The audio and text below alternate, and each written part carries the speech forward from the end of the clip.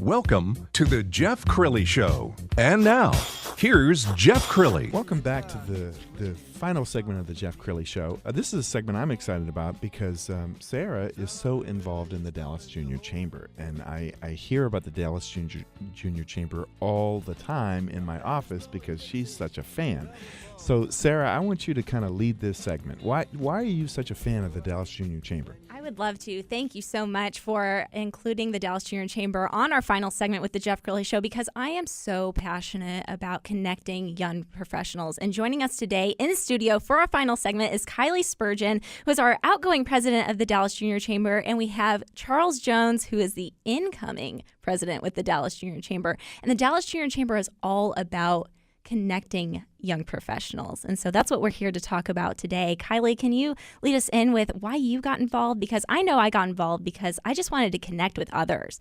And I was running around, with my job and really kind of wanted to connect with others that were running around crazy with their jobs and really to find out, kind of what they were doing and, really that heart of Dallas. And so that's when I had met you and we hit it off as a friendship. And then we were on the board together and you became the president, which we had an amazing year and we have an amazing upcoming year. So share with our audience today why you got involved, because I'm so thankful for meeting you and having you in my life. Yeah, so I got involved probably about 5 years ago. I had graduated from college and most of my friends were international students. So as soon as graduation, they all left. So started working downtown and had a friend say, hey, you should come check this group out. They're really awesome. Came out to a happy hour and met a few people and learned that they had a sand volleyball team. And I'm almost 6 foot, so my first question was, are you asking because you think I've played? And they're like, absolutely, and we're terrible. You should play. So and the name of it I love is Here for the Beer. Here for the beer. Mm-hmm.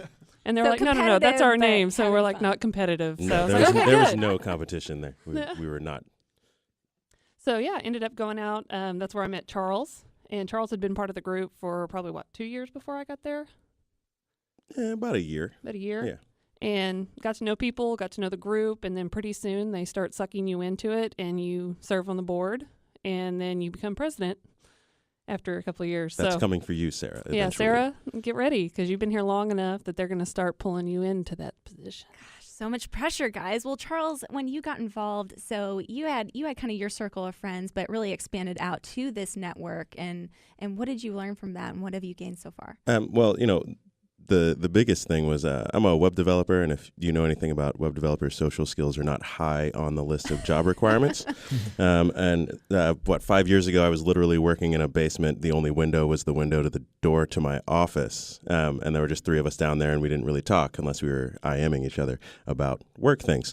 So I used to work with our 2011 president, and he brought me out to an event, and I got a quick education on interacting with people outside of my office, and it's really changed my life for the better. I definitely wouldn't be sitting here having this conversation had I not gone through that and learned those lessons. So he's got a great voice. Have you been told you have a radio voice? Every before? time I step into this room. Well, I think we should touch on the stereotype, Dad, because you always talk about the millennial stereotype as lazy, and I think we're going to dispel that myth today. Yeah, a little bit. Yes. Well, you know what? I am revising my opinion about millennials based on my own team. I'll tell you a little story about my own team. So I was going out for a date with my wife on a Friday night. It was about 6:30, and I was there at the restaurant, and Sarah texts me, and she says, Dad, I can't believe it. Half of the team is still here. It's 6:30 on a Friday night. That's right. And, quitting time is 5. See, that doesn't surprise me because, again, I think millennials have kind of a different thing of what working is. I think we think of life and working as one and the same. So we're more of we're going to work 7, days a week because we don't ever really turn off. But, Wednesday at 3, if I've got an appointment, I'm going to go to that appointment and then come back. Yeah. Right. I think it also makes a difference. This isn't a industry where people are just showing up, clocking in, and then clocking out. Everybody really cares about the work they're doing, and that makes a huge difference in whether or not you want to put in that personal time to keep committing to your career. If you feel like you're making a difference, then you can do that. Me personally, I'd never stay at my office past 5 o'clock on a Friday, but my job is just a job, and I have an opportunity through the chamber to go make a difference. So what you will find me doing is at 11 o'clock on Friday night, I'll be sitting at my computer doing work to try to advance what the chamber is doing. That's really cool. And networking is a big piece, too. Tell us a little bit about the networking aspect of the Dallas Junior Chamber and maybe personally, what both of you have gained from that, because that does help you advance your career. And I know that, in the past, that was like the end-all, be-all. You got to make connections to be able to get a good job and so on and so forth. You got to circulate to percolate.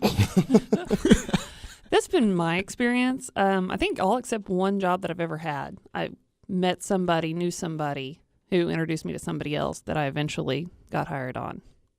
Very cool. That's been the opposite of my experience. Every job I've ever gotten has been off of an online job board or some recruiters, but I had to go into interview for those jobs. And the more time I spent interacting with people at networking events and that kind of thing, the easier those interviews got and the better job offers I got. One of the things I'm impressed about with the Dallas Junior Chamber is I know that philanthropy is really a big thing and giving back. Let's talk a little bit about the stuff you guys are doing in the community. Mostly, most of the new people that we get, that's really the driving factor. They're like, I go out and I drink and have a good time with my friends, but they're like, I'm looking for something to do outside of that, I can give back to the community because I do care and I do want to give back. And I think that's one thing millennials were raised with is, what are you doing for volunteering? What are you doing for somebody else? And so a lot of people we get, that's one of the reasons they search us out is for that. That's very cool.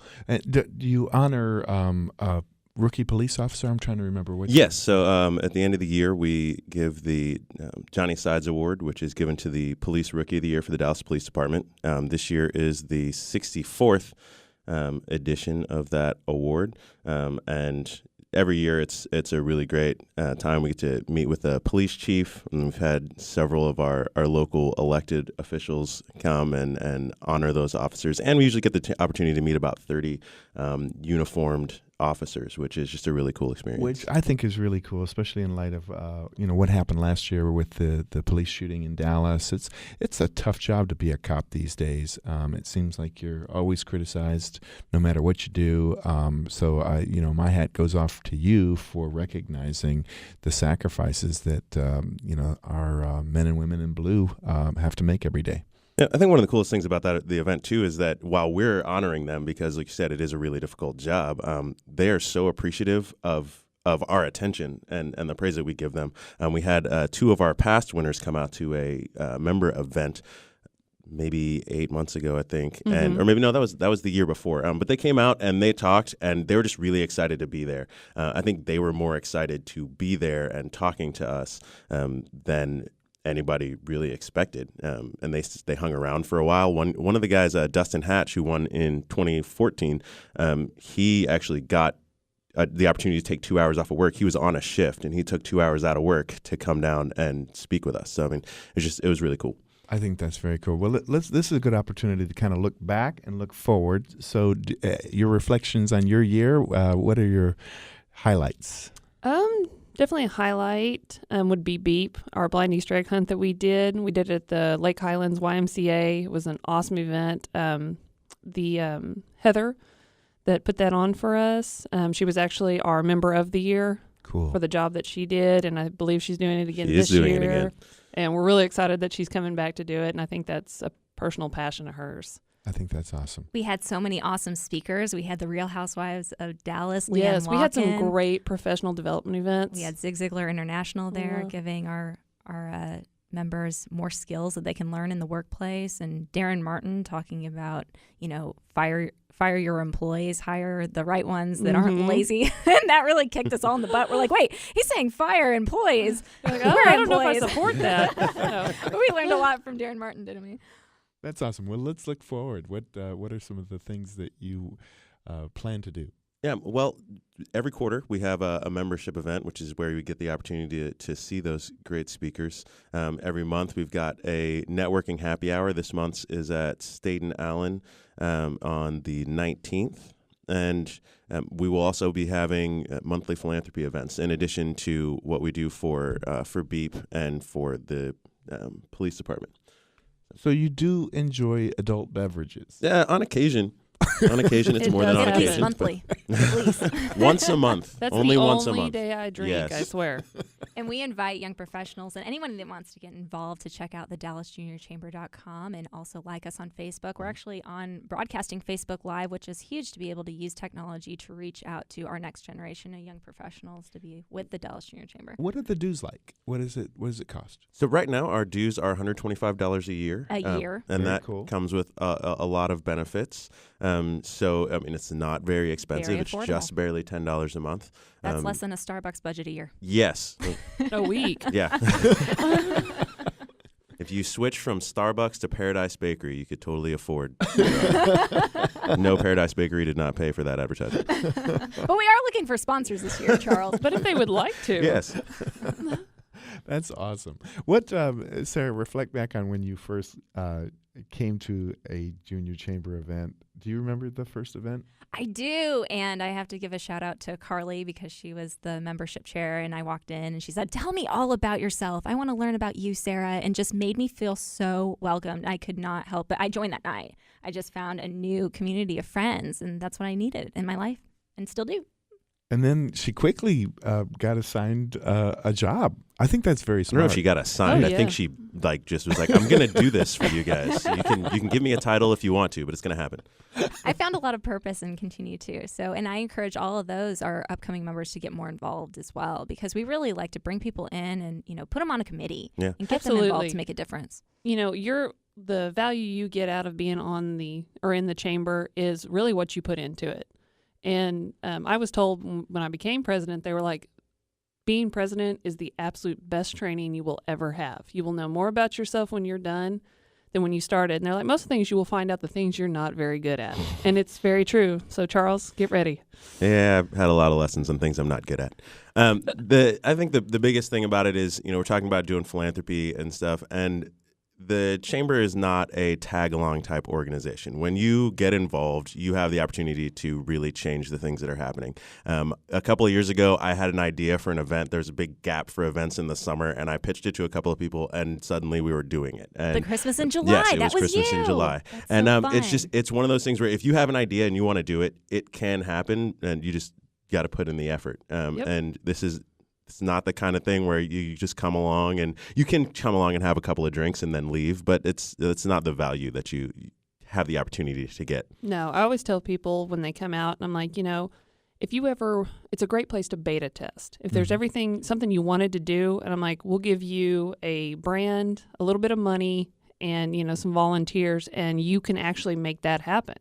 You can put on these events, you can do, philanthropy events, you can organize all this stuff and make it happen. And we'll facilitate you doing that, but it's a matter of, are you willing to put in the work and make it? And it's a pretty cool crowd. We've my company has sponsored a table the last couple of years, I believe, and it just everybody seems really chill. Yes, but that usually is the time when we're enjoying the adult beverages. So. We get calmer and But, yeah. calmer.